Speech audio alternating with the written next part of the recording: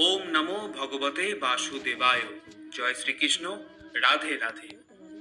বন্ধুরা, বলা হয় যে শ্রীমদ্ ভাগবত গীতা শুধুমাত্র একটি ধর্মের জন্য নয়, এটি পৃথিবীর প্রতিটা মানুষের পড়া এবং বোঝা উচিত, যাতে সে ব্যক্তি তার জীবনের সুখ, শান্তি এবং সাফল্য লাভ করতে পারে। শ্রীমদ্ ভাগবত গীতায় মোট 18টি অধ্যায় রয়েছে এবং এই 18টি অধ্যায়ের শ্লোকের সংখ্যা প্রায় 700। যে শ্লোকগুলি সংস্কৃত ও শুদ্ধ বাংলা ভাষায় লেখা, তাই সবার পক্ষে পড়া ও বোঝা একটু কঠিন হয়ে পড়ে। তাই আজকের এই ভিডিওতে সহজ বাংলায় শ্রীমদ্ ভাগবত গীতার 111টি বাণীর কথা আপনাদের বলবো, যে বাণীগুলি মনুষ্য জীবনের প্রতিটি পদক্ষেপে অতি প্রয়োজনীয়। এই বাণীগুলি শুনলে আপনি শ্রীমদ্ ভাগবত গীতার প্রকৃত অর্থ বুঝতে পারবেন। তবে ভিডিও শুরু করার আগে যারা আমার এই চ্যানেলে নতুন ভিডিও দেখছেন, তারা দয়া করে চ্যানেলটিকে সাবস্ক্রাইব করবেন এবং যদি ভিডিওটি শেষ পর্যন্ত দেখে আপনাদের ভালো লাগে, তাহলে অবশ্যই ভিডিওতে একটি লাইক করতে ভুলবেন না। তাহলে চলুন দেরি না করে শুনে নেওয়া যাক শ্রীমদ্ ভাগবত গীতার অতীব প্রয়োজনীয় কিছু কথা। ভগবান শ্রীকৃষ্ণ বলেছেন, যে ব্যক্তির মধ্যে জ্ঞানের অভাব এবং ঈশ্বরে বিশ্বাসের অভাব রয়েছে, সেই ব্যক্তি জীবনে কখনো সুখ ও সাফল্য লাভ করতে পারে না। কে কি করছে, কিভাবে করছে এবং কেন করছে, এসব থেকে যত দূরে থাকবে ততই সুখে থাকবে। একজন বিবেকবান মানুষের যখন আত্মসম্মানে আঘাত লাগে, তখন সেই মানুষটিও সম্পর্কের বন্ধন ছিন্ন করে দেয়। মোহ বা টান তার উপর অনুভব করো যার উপর তোমার অধিকার রয়েছে। যার উপর তোমার অধিকার নেই, তার উপর মোহ বা টান অনুভব করাই উচিত নয়। যারা অন্যের কষ্ট বোঝে, যাদের মমতা আছে, যারা হৃদয় থেকে শুদ্ধ, তারা এই জন্ম মৃত্যু চক্র থেকে মুক্ত হয়ে যায়। তাদের আর জন্ম নিতে হয় না। তোমার কর্মই তোমার আসল পরিচয়, কারণ এক নামের তো হাজারো মানুষ থাকতে পারে। যা হবার থাকে তা হয়েই থাকে, আর যা হওয়ার নয় তা কখনোই হয় না। এই দৃঢ়তা যদি তোমার মনেও থাকে, তাহলে তোমায় কখনো দুশ্চিন্তা করতে হবে না। কর্ম এমন একটি ফসল যা একজন ব্যক্তিকে যে কোনো পরিস্থিতিতে কাটতেই হয়। তাই সর্বদা ভালো বীজ বপন করো, যাতে ফসলটাও ভালোই হয়। সদা সন্দেহকারী ব্যক্তির প্রসন্নতা পাওয়া না এ জীবনে সম্ভব, আর না অন্য জীবনে। তাই যারা অতিরিক্ত সন্দেহপ্রবণ, তাদের খুশি করা বন্ধ করো। বস্তুর সম্পর্কে চিন্তা করে মানুষ তাদের প্রতি আসক্ত হয়ে পড়ে। এই কারণে তাদের মধ্যে কামনা বাসনা তৈরি হয় এবং কামনা বাসনা বিঘ্নিত হলেই ক্রোধের উৎপত্তি হয়। আর ভগবান বলেন, রিপুদের মধ্যে সব থেকে ভয়ঙ্কর হলো এই ক্রোধ। যদি শারীরিক ও মানসিকভাবে সুস্থ থাকতে চাও, তাহলে এই ক্রোধকে বর্জন করতে হবে।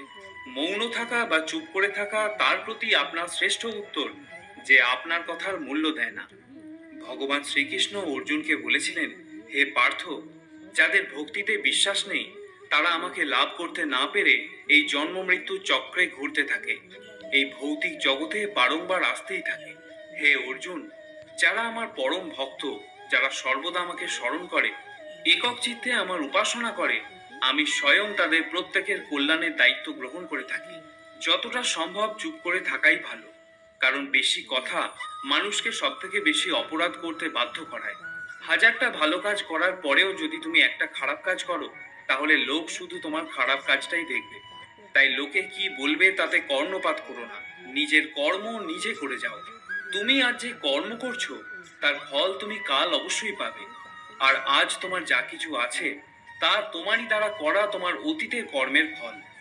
ভগবান বলেন, তোমার অতীত পরিবর্তন করার ক্ষমতা তো আমার নেই, কিন্তু তুমি যদি চাও, তোমার বর্তমানের কর্মের দ্বারা তোমার ভবিষ্যৎ আমি অবশ্যই পরিবর্তন করতে পারবো। হে পার্থ, আমি কারোর ভাগ্য তৈরি করি না, সবাই তাদের ভাগ্য নিজে তৈরি করে। ভালো কর্ম সেটা নয় যার ফল সবসময় ভালো হয়। ভালো কর্ম তো সেটা যার উদ্দেশ্য কখনো খারাপ হয় না। আর ভালো উদ্দেশ্য নিয়ে করা কাজ কখনো বৃথা যায় না। কোনো একটি কাজ করার আগে অবশ্যই চিন্তা করা উচিত, কিন্তু চিন্তা এতটা করা উচিত নয় যাতে ওই কাজটাই নষ্ট হয়ে যায়। কারণ প্রয়োজনের বেশি চিন্তা দুশ্চিন্তায় পরিবর্তন হয়ে যায়। হয় তুমি সময়ের সাথে বদলে যাও, না হলে সময়কে বদলাতে শেখো। কিন্তু ভাগ্যকে কখনো দোষারোপ করো না। যে কোনো পরিস্থিতিতে চলতে শেখো। অন্যের জীবনকে পরিপূর্ণভাবে অনুকরণ করার থেকে নিজের জীবনে অসম্পূর্ণভাবে বেঁচে থাকাও ভালো। এই সংসারে কোনো মানুষই সর্বগুণ সম্পন্ন হয় না। তাই কিছু দোষ ত্রুটিকে নজর এড়িয়ে গিয়ে সম্পর্কগুলোকে বজায় রাখার চেষ্টা করো।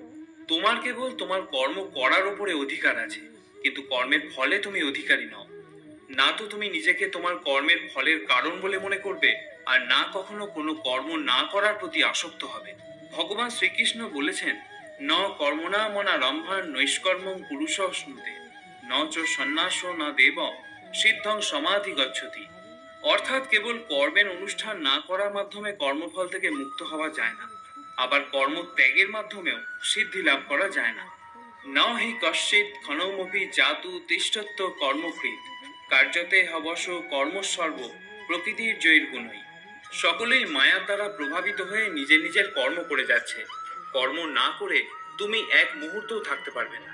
মানুষ কখনো ভালো বা মন্দ হয় না, ভালো বা মন্দ হয় তার কাজ, আর মানুষের কর্ম অনুযায়ী সে তার ফলও পায়। যখন কোনো সমস্যার জন্ম হয়, সাথে সাথে তার সমাধানেরও জন্ম হয়।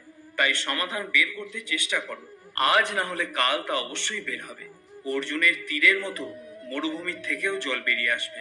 যখন আমাদের মন দুর্বল হয়, তখন পরিস্থিতি একটি সমস্যা হয়ে দাঁড়ায়, আর যখন মন স্থিতিশীল থাকে, তখন পরিস্থিতি একটি পরীক্ষা হয়ে দাঁড়ায়, আর যখন আমাদের মন মজবুত হয়, তখন পরিস্থিতির সুযোগ তৈরি করে দেয়। আমরা তো জীবনে অনেক ভুল করেই থাকি, কিন্তু জীবনের সব থেকে বড় ভুল হলো সেটা যেটা থেকে আমরা কিছু শিখতে পারি না। ভগবান শ্রীকৃষ্ণ অর্জুনকে বলেছিলেন, হে ভারতবংশী, দেহের মধ্যে থাকা জীবিতকে কখনো হত্যা করা যায় না, তাই কোনো জীবের জন্য তোমার দুঃখ করা উচিত নয়। মানুষের মানবতা ঠিক সেই সময় নষ্ট হয়ে যায় যখন সে অন্যের দুঃখে আনন্দ পেতে শুরু করে। সময় আমাদের শেখায়, না তো জীবন কারোর জন্য সারা জীবন অপেক্ষা করবে, না তো কেউ তোমার জন্য সারা জীবন অপেক্ষা করবে। এই পৃথিবীতে সময় আর জীবন কারোর জন্য থেমে থাকে না। জীবনও তার সাথেই খেলে যে খেলোয়াড় শ্রেষ্ঠ প্রকৃতির হয়। কষ্ট সবার একই রকম হয়ে থাকে, কিন্তু আত্মবিশ্বাস প্রত্যেকের ভিন্ন ভিন্ন হয়। কেউ হতাশ হয়ে হাল ছেড়ে দিয়ে ছিন্ন ভিন্ন হয়ে যায়, তো কেউ সংগ্রাম করে আবার জ্বলে ওঠে। মানুষকে তার কর্মের সম্ভাব্য ফলাফলের দ্বারা প্রাপ্ত জয় পরাজয়, লাভ ক্ষতি, সুখ দুঃখ ইত্যাদি সম্ভাব্য পরিণতির কথা ভেবে চিন্তাগ্রস্ত হওয়া উচিত নয়। এই ধরাধামে মনুষ্য জীবন প্রাপ্ত হলে তাকে কর্ম করতেই হবে। শ্রীকৃষ্ণ ভগবান হয়েও এই কর্মের নিয়তি চক্র থেকে কখনো রেহাই পাননি। তিনি সারা জীবন কর্ম করে গেছেন। তাই তো তিনি অর্জুনকে বলেছিলেন, ন মে পার্থাস্তি কর্তব্যং ত্রিষু লোকেষু কিঞ্চন, নানা ব্যাপ্তম ব্যাপ্তব্যং বর্ত এব চ কর্মণি। হে পার্থ, এই ত্রিজগতে আমার কিছুই কর্তব্য নেই, আমার অপ্রাপ্তও কিছু নেই এবং প্রাপ্তব্যও কিছু নেই, তবুও আমি কর্ম করে যাচ্ছি। কারণ আমি যদি অনলস হয়ে কর্তব্য কর্মে প্রবৃত্ত না হই, তাহলে আমাকে অনুকরণ করে সমগ্র মনুষ্য জাতি তাদের কর্মও ত্যাগ করবে। যদি তুমি তোমার ভুল থেকে কিছু শিখতে পারো, তাহলে সেই ভুলগুলি হবে তোমার উপরে ওঠার সিঁড়ি। আর যদি তুমি তোমার ভুল থেকে কিছু শিখতে না পারো, তাহলে সেই ভুলগুলি সমুদ্র হয়ে যাবে। এখন সিদ্ধান্ত সম্পূর্ণ তোমার, তুমি উপরে উঠবে নাকি নিচে ডুববে। মানুষ হলো নশ্বর দেহের অধিকারী।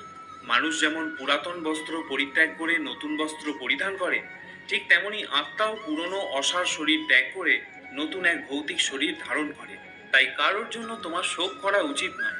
মনে রেখো, শরীর নশ্বর হলেও আত্মা অবিনশ্বর হয়।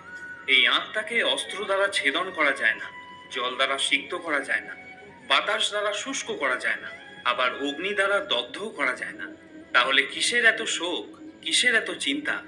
জীবনের সমস্যাগুলো ততটা শক্তিশালী হয় না যতটা আমরা আগে থেকে মনে করে নিই।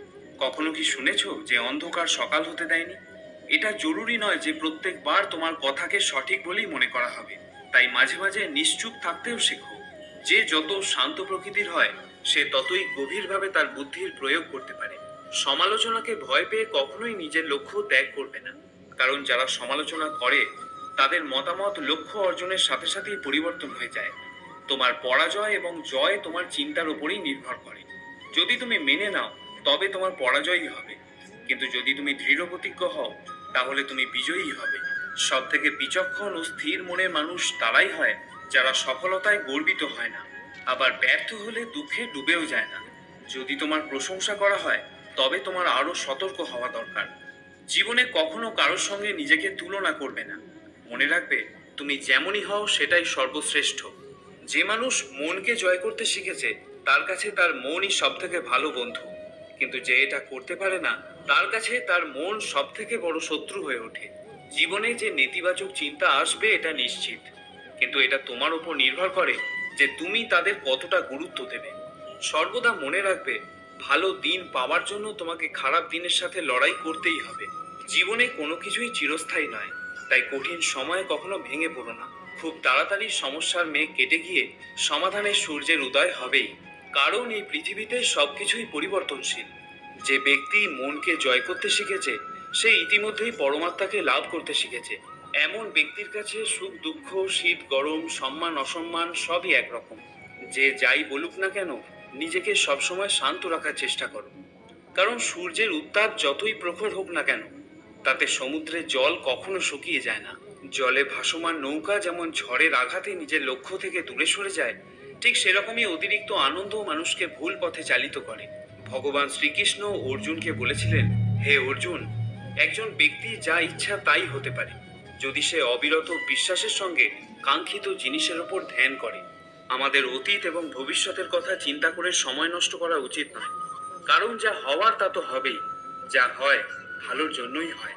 তাই অতীত ও ভবিষ্যতের চিন্তা না করে বর্তমানেই বাঁচতে শেখা উচিত। পরিবর্তনই হলো সংসারের নিয়ম। এখানে সমস্ত কিছুই পরিবর্তনশীল। তাই সুখ দুঃখ, লাভ ক্ষতি, জয় পরাজয়, মান অপমান ইত্যাদির মধ্যে একটি স্থানে অবস্থিত থেকে জীবনকে উপভোগ করা উচিত। নিজের রাগকে নিয়ন্ত্রণ করতে শেখো, কারণ রাগের ফলে ভ্রম সৃষ্টি হয়। এই ভ্রম বুদ্ধিকে বিচলিত করে তোলে। এর ফলে বুদ্ধি নাশ হয়, ব্যক্তি পতনের দিকে অগ্রসর হতে শুরু করে।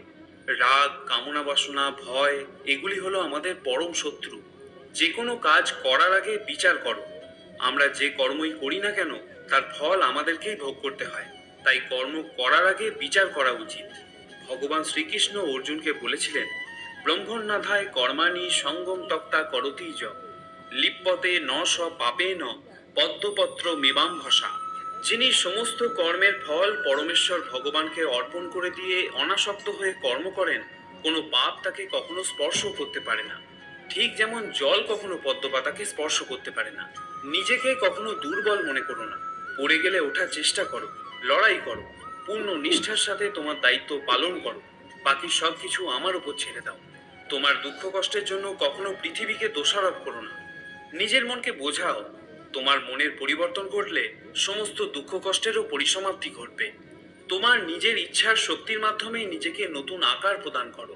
কখনো নিজেকে নিজের ইচ্ছা দ্বারা অপমানিত করো না। মনে রাখবে, ইচ্ছা তোমার পরম বন্ধু হতে পারে, আবার পরম শত্রুও হতে পারে। সময় কখনো একরকম থাকতে পারে না। যারা অকারণে অন্যকে দুঃখ দেয়, তাদেরকেও একদিন দুঃখ পেতেই হয়। ধৈর্য ধরো। জীবনের সব থেকে ভালো দিন দেখার জন্য তোমাকে সব থেকে খারাপ দিনের মধ্যে দিয়েই যেতে হবে।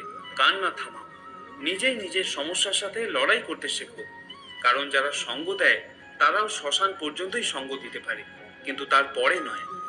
সময় যখন বিচার করে, তখন সাক্ষীর প্রয়োজন পড়ে না। তোমার বিশ্বাস একটা পাহাড়কেও নড়াতে পারে, কিন্তু তোমার মনের সন্দেহ একটা পাহাড়কে তুলে দাঁড় করাতে পারে না। অহংকার আর সংস্কারের মধ্যে অনেক বড় পার্থক্য থাকে। অহংকার অন্যের মাথা নত করে খুশি হয়, কিন্তু সংস্কার নিজে মাথা নত করে খুশি হয়। যখন পরিবারের সদস্যদের অপ্রীতিকর মনে হয় এবং অপরিচিতদের নিজের লোক বলে মনে হয়, তখন বুঝে নেবে তোমার ধ্বংসের সময় শুরু হয়ে গিয়েছে। তুমি কি লক্ষ্য করেছো?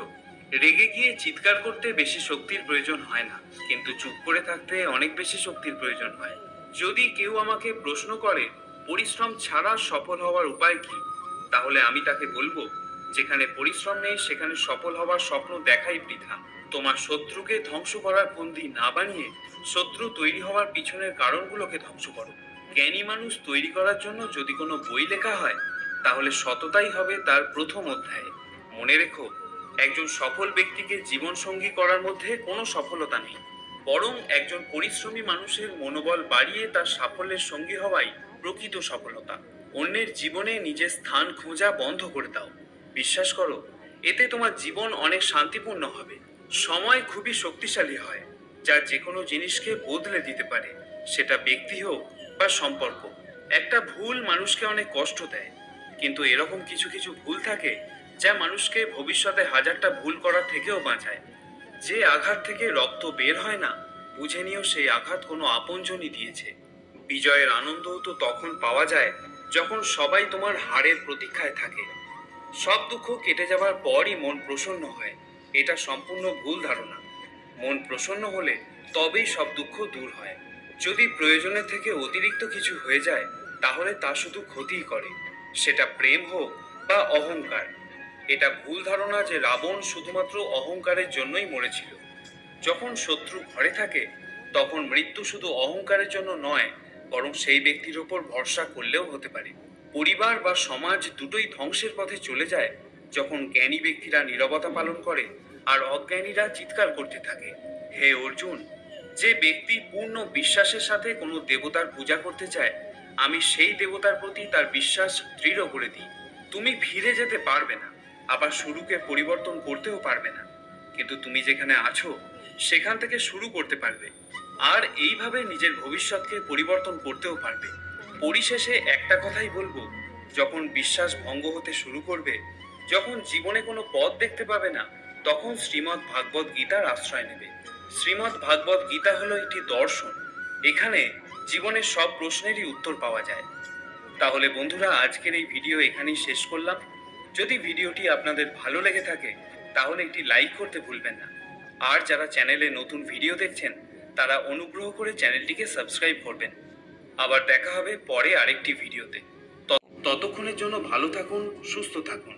জয় শ্রীকৃষ্ণ। রাধে রাধে।